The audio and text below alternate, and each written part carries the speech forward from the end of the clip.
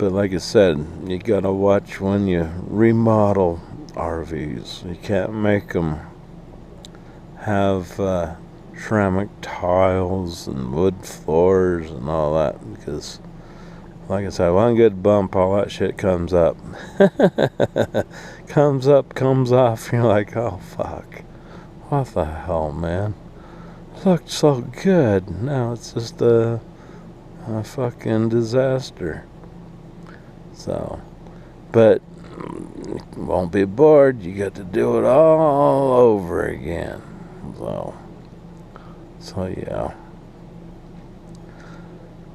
Other than that, another pet peeve of mine is people with their freaking ass dogs. I love dogs, but I don't like picking up dog crap.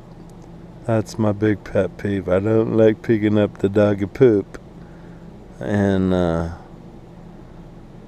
don't mind your dog taking a big ass crap in my spot, but I want you to come behind him and pick up that big pile of poop.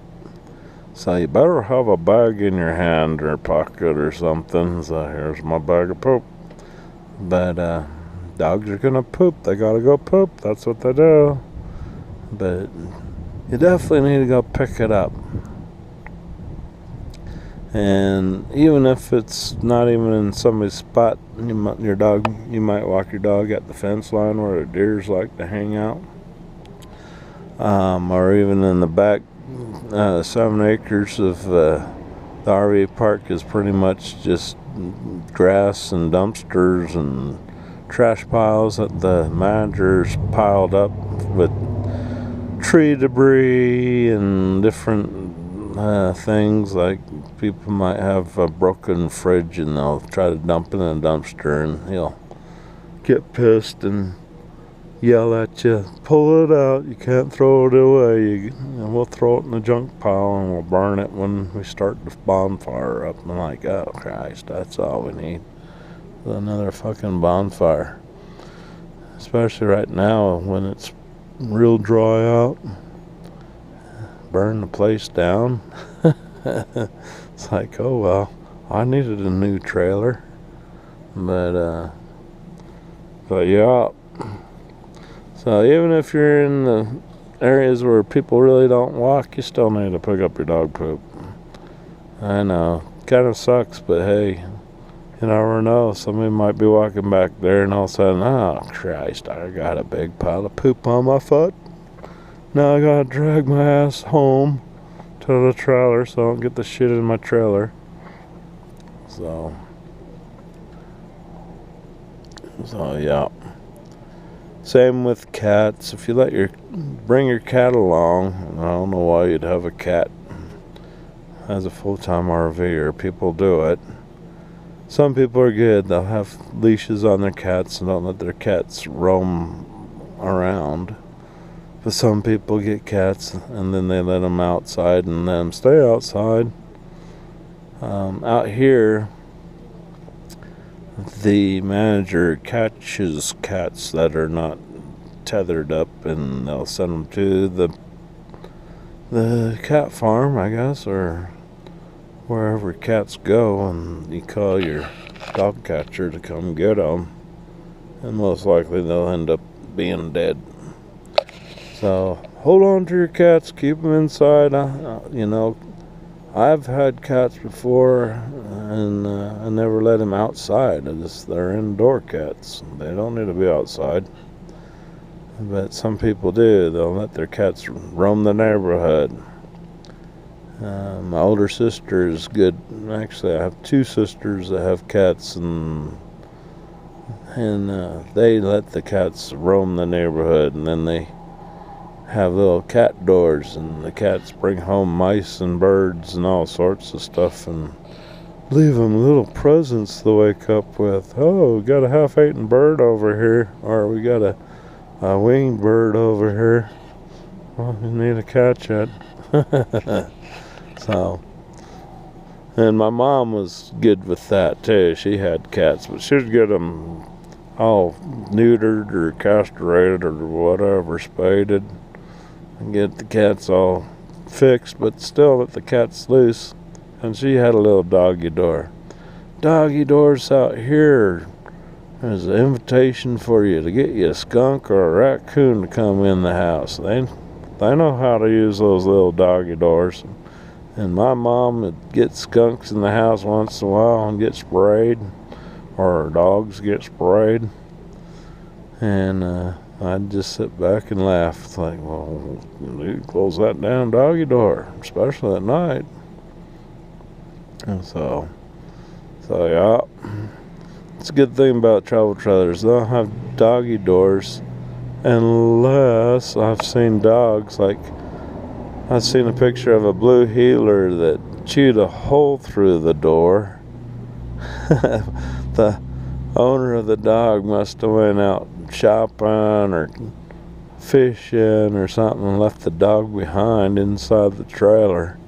And the damn dog got lonely and bored and pissed and chewed a hole right through their freaking door. It's like, oh shit. I think that dog might not be around anymore. But yeah, he was sticking his head out with his tongue out going, hi, I'm glad you're back. I was getting kind of lonely.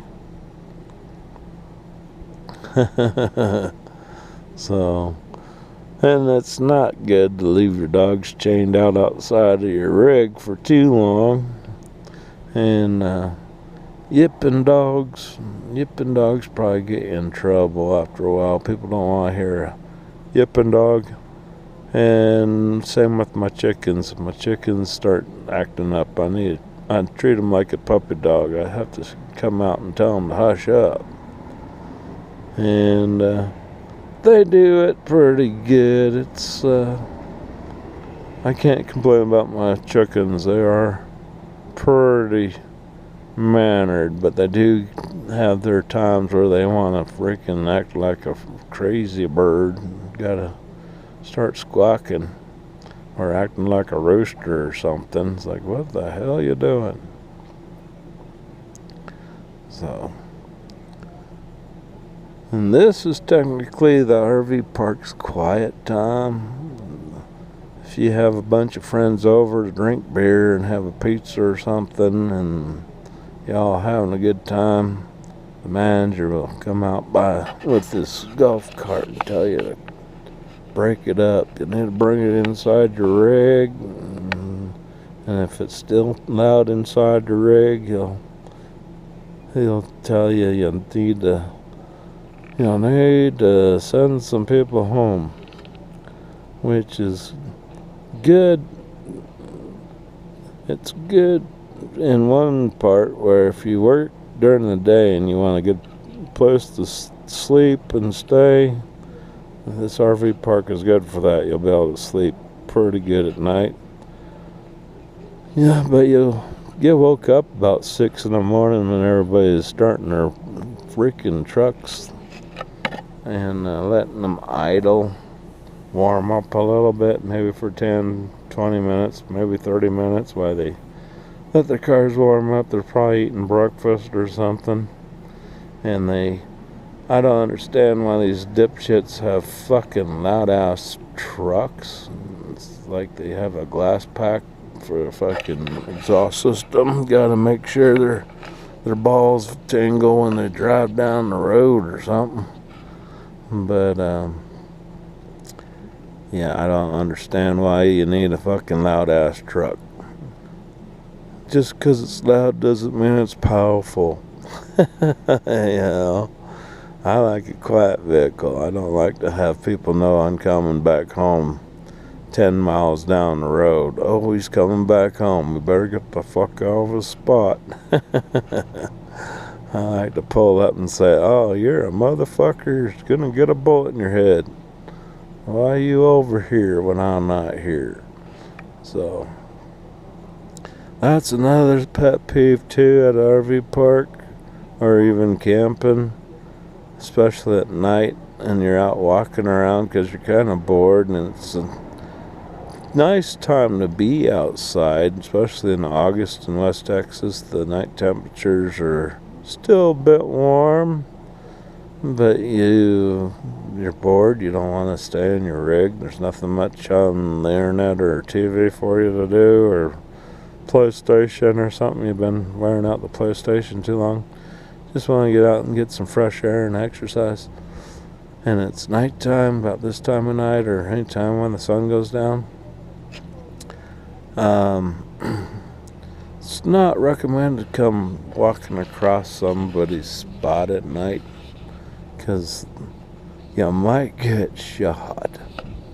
You just never know. People just don't know you really, and you shouldn't be in somebody's spot walking across, even if you live in one of these spots over here and you just happen been taking a wide walk around the park by the fence area, just taking a long walk around the park, and you got kind of tired and you figured, oh, I'm halfway there and my rig's just right over here, I'll just come walk across his spot to my rig.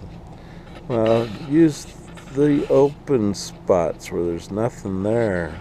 That's fine, you can come across the open spots, but when you go into somebody's spot and they see you, they could come out and probably give you a what for. What the hell you doing out here, boy? Are you ready to die? Because nighttime, especially here, it's pretty dark around here. We got that little pole light.